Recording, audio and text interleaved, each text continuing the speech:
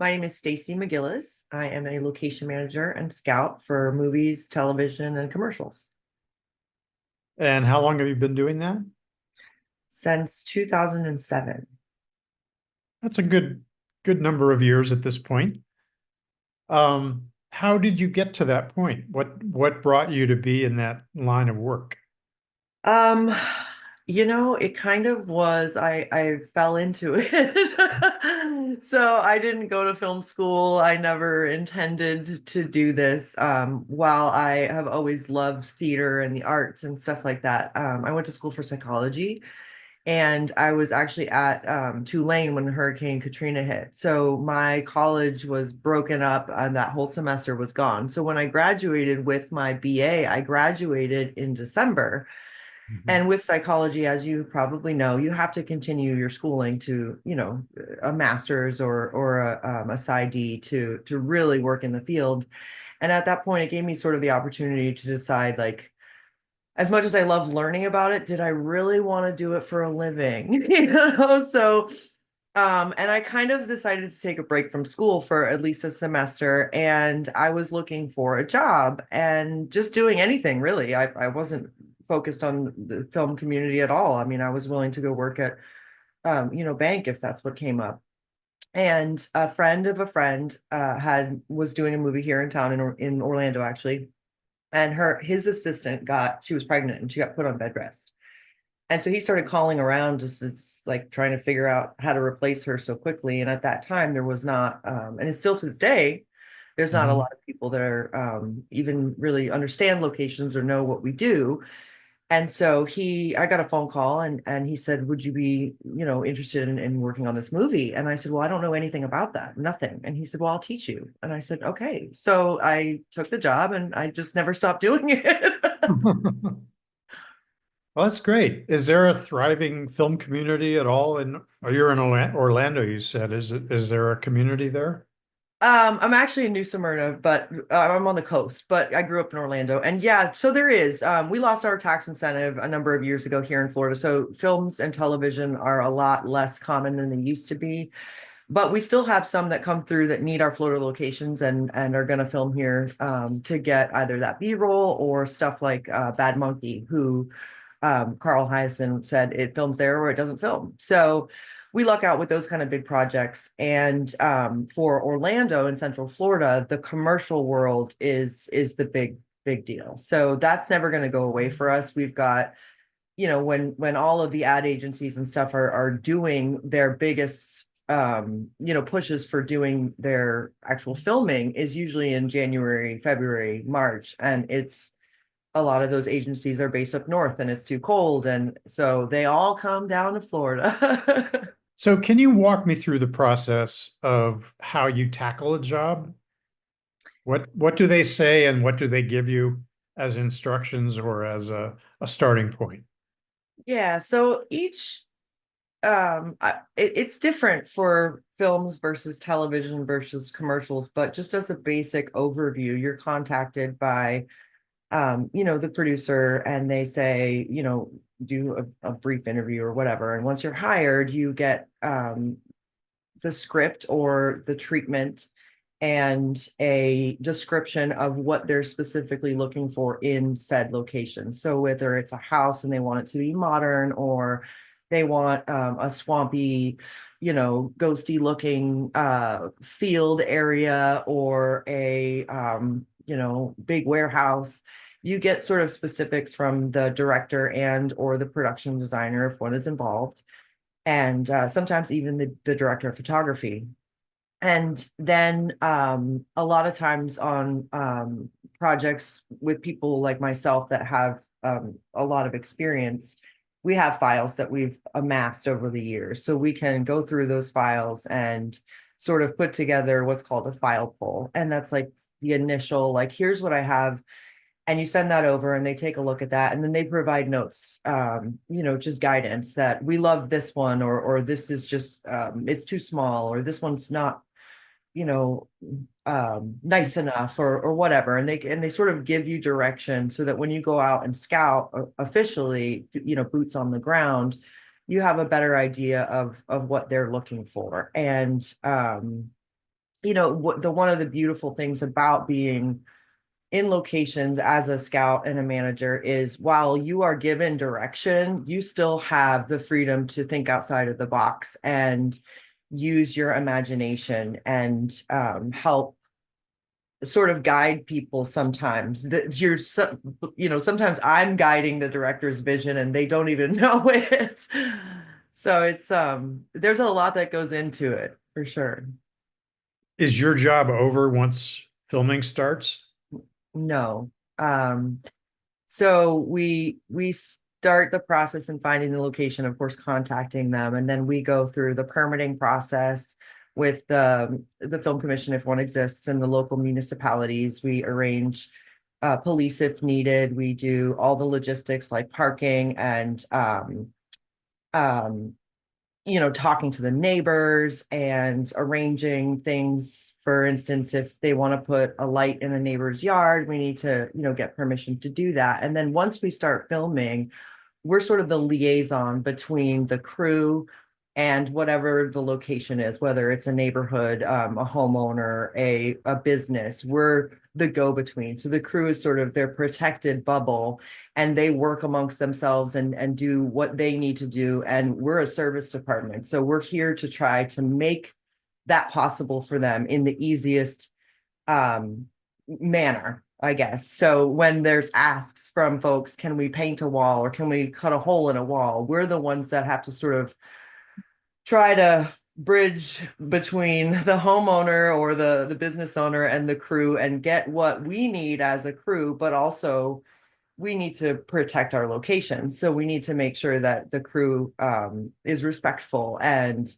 that so it kind of goes both ways. We're an advocate for the crew, but we're also an advocate for the location. So that's all encompassed in that. And then of course once we're done filming, it's our job to make sure that the location is put back to the way we found it and that those folks are happy with us so that we can come back. That was my next question. Is your responsibility carries through to repairing the hole you just made in the wall and things like that? Yes, or accidents. Accidents happen, and we're responsible for making sure that all of the things that might happen will get fixed. What happens when you get pushback from a homeowner who, their home is the perfect place, you've got to shoot there, everyone loves it, but you're getting negative vibes or answers from them? Do you use your persuasion skills? Yeah, I mean, it's in a way, it's a sales job. You have to sell yourself, you have to sell the company, you have to sell the movie, and a lot, as you can imagine, if you've got a big star, there's always, that kind of incentive. But if a location owner is nervous, it's up to the location manager to assuage those nerves and talk through them with them and see if there's anything that we as a team, as a crew, can do to make them feel more comfortable. And sometimes it's just about having that conversation and holding their hand and them knowing that they can rely on you. And a lot of times it comes down to something as simple as they want more money. So it's a negotiation, it's a persuasion, it's a And you have a budget, I assume, so you know how much money you have to hand out at the beginning of the process. correct, correct. Mhm. And that budget entails everything from, like I mentioned, parking or traffic control or finding, the neighbors. Like we might have to park things in neighbors' driveways, or like if you're doing a period piece, you need them to move their modern cars and put our, period cars in their driveway. So there's monies that need to be spent on stuff besides the actual location fee. Are there any locations that stand out in your mind as something you really are proud that you got? NASA.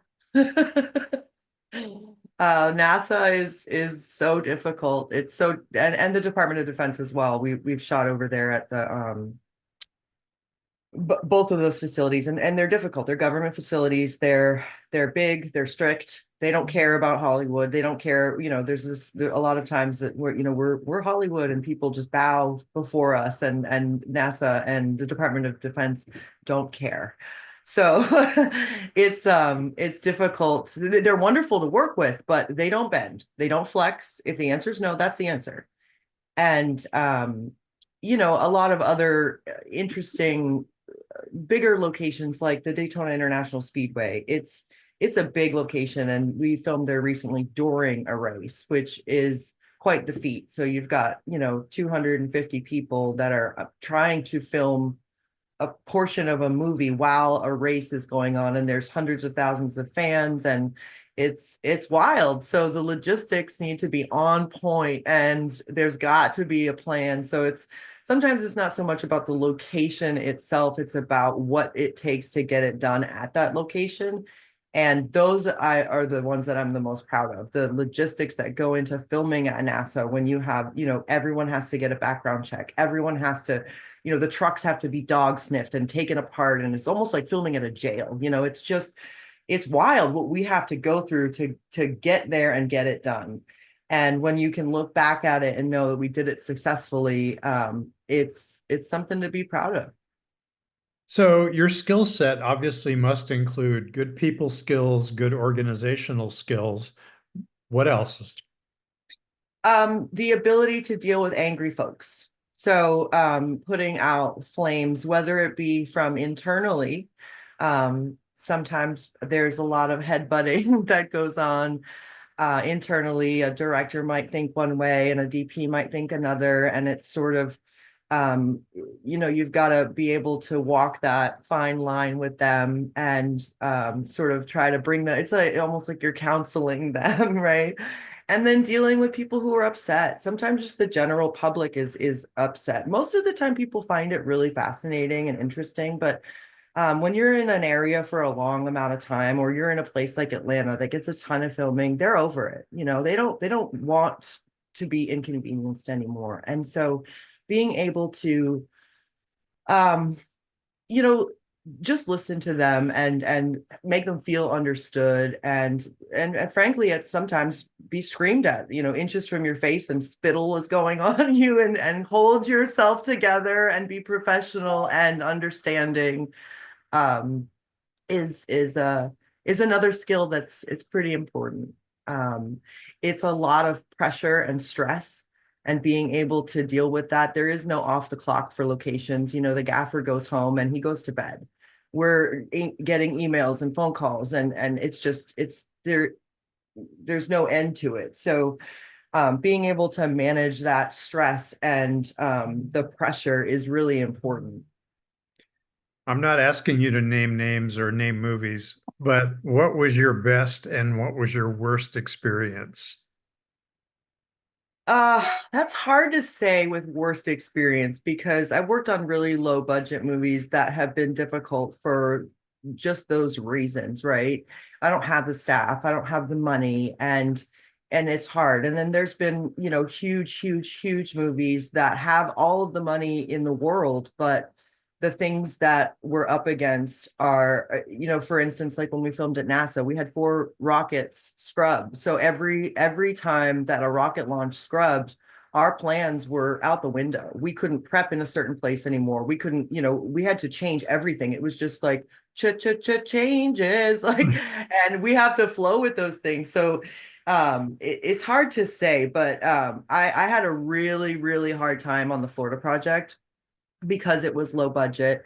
And at first, I wasn't really given a staff. So it was me by myself. And I had support, don't get me wrong. I had support from the production team and from the higher ups and the producers. And eventually got to the point where I said, I can't do this anymore by myself. So they gave me a couple of PAs, and one of them was really familiar with locations. So there's that. But it's hard to say for, and looking back at it, and looking at the finished product, it's something to be proud of. It's such a unique film, but I still have that PTSD, right? So it's hard for me to see it without like, oh gosh, that was so, but that day was terrible. I wanted to quit that day. And then the best, same thing, like I wouldn't necessarily say that, I've worked on some commercials that have just been a breeze, and the people were wonderful to work with, and it was like nothing went wrong, and it's just like, what just happened? But I thrive in that, chaos, and So in a way, when it is chaotic and it seems like it's impossible and I am frustrated, sometimes those are the best ones, which sounds like they'd be the worst, right? And I feel like it's a lot of times it's about the people that you get to work with. So like Lynette and I have worked together in the past, and having a team that's really close knit, that respect each other and that care about each other, as opposed to, every department's got its own thing going on, right? So but locations sort of touches every department, where other departments don't do that. And so having a good relationship and a strong relationship with each department and department head can make everything so much better. So Lynette, I didn't know you guys worked together. What did you do together? We did a classic little tiny stressful budget kind of Yeah. job where we were in we did Battle Creek, a film. Allison Eastwood directed it, and I can't think of all the great actors, but you might remember them. But Skarsgård. oh yeah, Billy Skarsgård was in Yeah. it. Paula, wonderful Paula. I can't think of. I'm Paula, sorry. wonderful Paula. I can't Wonderful remember her Paula. last That's name all I either. say. She was She's amazing. fantastic. And it was a very stressful, like hit the ground running kind of production. But what Stacey hit upon is the key to, I totally agree with you. I mean, your department, or my department, is everything. We have to we gotta be simpatico. And even if we don't agree with what something, we still totally respect what we're doing. We absolutely respect the work that she's got to do, and vice versa. That's a key that I tell students, you're on a race, and that train is already gone, and you want to just you got to stay together, and you got to support one another. And not all days are easy when it's a super low budget movie and you're chewing on Pop-Tarts for a week. There's no, you're just so happy to have that beer at the end of the day kind of Yeah. moment. And that one was particularly tough as well because the entire story took place at night. So there was, I think, only one day, Lynette, that we had a Yeah. split, which for those of you watching, a split day means you film some in the day and then you film into the evening and to the dark. But we were on hard nights, which means you film, starting at 6 p.m. until 6 a.m. until the sun rises. And then, if you think about it, when are you supposed to do that clerical work that you need to do and make those phone calls to people that are awake during the normal hours? So it's almost like, when do you sleep? It's like you need two separate crews doing this is the shooting crew for this night work. And then this is the crew dealing with the stuff that needs to be dealt with during the day. And it goes for every department too. So, Lynette's got people that need to go shopping. Well, they can't go shopping at, 9, 10 o'clock, 11 o'clock at night. They need to get their stuff done during the day, but then they can't be on set because you can only work a certain amount of hours without, killing yourself or killing someone else. So, yeah, that was a challenging one. That was pretty challenging. But I have to say, when I look back at it, it's one of those where I'm like, wow, there were brutal moments, but there were also moments creatively for me that were amazing. The houses, the certain streets that you were able to, we loved a street and we did everything on one street. Was a memory of mine. And you were alone. You were solo. She was everything. So Yeah. That's the other thing that people, starting out, you want to be whatever that job title is, but you have to understand that there might be a time where you're doing the job and you're all by yourself doing it. You're with other departments, but so you have to have this sort of resilient multi-level tasking ability, right? You got to juggle so many pieces by yourself and then go to the department, whoever it is, and talk to them. And that's something else that, Stacey, that was a massive thing because we were all over the city of Jackson and then Canton. And Yeah, it was hard. That was, and I think that's what helped me. It helped me a lot doing that one alone before I did the Florida project alone, because I've been previous to that, I had done large movies and small movies, but I'd always had a department. I'd always had an assistant location manager, maybe not always a coordinator, but I would always had an assistant location manager and locations PAs, and I didn't have that. So it was a lot of running around like a crazy person. Yeah, yeah. And we were a two-man department. Our art Yeah. department, and that include like we were two It people. was you and Michael? Yeah, we were Yeah. it.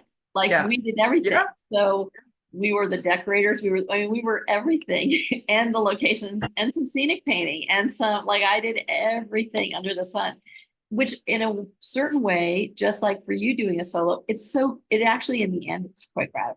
You're like, wow, Yeah. enough. It is. That's It pretty is. good. I have a And that's when question. you, This is yeah, kind of off top, not off topic, but my students are really fascinated with visual effects, and I've recently been on projects where now I have to, it's an integral part of every project now, it seems like. And I'm wondering, how is that affecting how you find locations? Have you come up with that lately, or just how you look for a location, knowing effects are going to go in and out those windows or whatever? yeah. So it if we usually we know ahead of time, so here's a for instance, the third or Three Body Problem series. They came here to Florida and they filmed all over, but they came here and they wanted to film at NASA, but NASA said no. And so what they were trying to find here in Florida was something, the basis of something that could be built visually through VFX to look like a launch pad. So you need the foundation of that, right? So it's got to be open enough. It's got to, it doesn't necessarily have to have a concrete pad, but it's got to have some elements that can be pulled visually to create this launch pad. And so it's a different kind of scouting. It's certainly interesting. You've got to step back and think about it in a different way. And having, to be able to touch base with those VFX people ahead of time of saying, like, what are the building blocks that you really need to create this is super helpful. But it's definitely interesting. It's like it's a whole different thing. You're scouting for something that isn't there, Yeah. it's crazy. Yeah, yeah. And no, it's wild. I haven't talked to anybody in locations about it since I've, been thrown in different projects where, oh, we don't need to worry about that, Lynette. What? But it's like a giant light pole. No, we'll remove it. Okay. All right. So it changes how we as, art directors look at stuff, Right, right. Or even just something as simple as, and I know that most shows don't want to get too crazy with it because it's expensive, but let's say that there's a storefront across the street on Main Street that doesn't want to play with us and doesn't want to let us dress it or just be involved at all. And in those times, we can sort of be saved by the visual effects department because they can okay, well, make it into like a little gas station instead, and they do that digitally as opposed to having the crew go over there and paint it and dress it and that kind of stuff. So it can save the day sometimes. Yeah, yeah, no, it's interesting. I was just curious because you have done. I was looking at your IMDb. It's not like I look at friends' IMDb. It's like, oh, what are they doing? But it was so fun to see all the projects that you've been doing, and Yeah. like now you went over to Albuquerque. I didn't even know. I'm like, did I know you were there? But I think I did, and so that was fascinating. Just dealing with. I think you did. I think we touched base once or twice when I was over there. Yeah, yeah, yeah. How was that? Yeah. Like, had you been there? Had you ever filmed in the desert and the Nope. tribes, the tribal world? Did you guys film? No, see, that was the most fascinating thing for me. It was like, I've dealt with all different kinds of municipalities. When I filmed in Iowa once and they didn't have a film commission, and I said, well, who do I go to do the permits? And they were like, just let us know where you're going to be. Like, what? I've done everything from that to like these super strict, crazy permits in LA.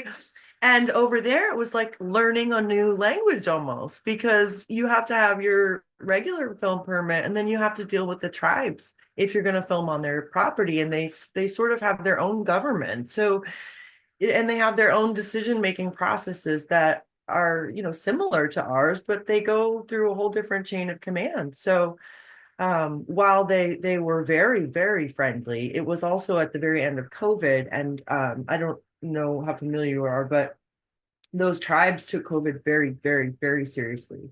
So while the whole rest of the United States has sort of opened up, they had not. And so you still had to wear a mask in the gas station, or if you like, we used one of their uh, old casinos that was empty as a stage, and we were still required to wear masks inside there, whereas you weren't anywhere else. Like you could go to a restaurant down the street and it wasn't that way. So learning the ins and outs of their world and having that respect for that was something new for me, which I really enjoyed. I mean, I enjoyed working with all of them, and it was crazy though, because I've never, my grandma lives in Arizona, but Arizona is not Santa Fe, right? And I did not expect it to get cold at night, and I was just like, what? And and then we deal with, as you know, locations is responsible for the a portion of the crew's safety when it comes to being at said location. So in New Mexico, while I've had snake wranglers in the past and gator wranglers, we had like a whole different thing to deal with, because it was like we've got tarantulas and we've got rattlesnakes, like just that's like, a leaf falls on the ground, there's a rattlesnake. There's just like a dime a dozen there. So there was a lot to learn, and it was interesting. Do you have any aspirations beyond being a location manager? Ah, maybe. I will say though that it's like I was sort of touching on before, that locations is one of the only departments that deals with every other department on the crew. They're also one of the only departments that deals with the general public. And so it's sort of a common step for a location manager to jump into the role of a UPM, unit production manager, or even a producer. And that's something because it's a similarity, right? You're dealing with budgets, you're dealing with, the UPM touches every piece of the crew. They oversee it all. They also deal with the public. So it's a similar, I wouldn't say lateral move, but it's the most similar of the other jobs on set, I think, to make that transition into. And it's quite common, but I don't know. I don't know if I want to, learn a whole new deal. And I like what I do. Trust me, there are days where I'm like, why am I doing this? But whose job isn't that way, right? And I feel like I have a healthy respect for what they do. And I don't know that I want to be in their shoes. I've got enough to deal with. I like movies because they're not as elongated as TV series. So more often than not, because we don't have an incentive, when I do a movie or a TV series, I go somewhere else. So I'm in Atlanta, or I'm in New Mexico, or I'm, in Iowa or Mississippi, and taking 6 months of my life and going somewhere else is difficult. And that's about the length of a medium-sized budget movie. But when you're talking about a TV series, you're talking about, closer to a year. And so it's difficult for me to be away that long. It's hard. And that's the only reason I would say that I like movies better. But TV series, I like the whole block shooting, and having like a lot of times there's two managers, so it's not like the whole world is on your shoulders, and there's benefits to that as well. But it's just the length of time that's hard for me. If I could come home and sleep in my own bed, I would say TV shows. Can you have a private life when you do what you do? Yeah, yeah. I mean, you've got to be able to carve it out though. You can't let the job consume you. And a lot of people get lost in it, and they're not able to just put the phone down and say, it's time to eat. I'm spending time with my family. And it took me a long time to get there. I felt so beholden to answer the phone and to get that email. And it took me a long time to learn how to say, I'm eating dinner and I'm not answering the phone.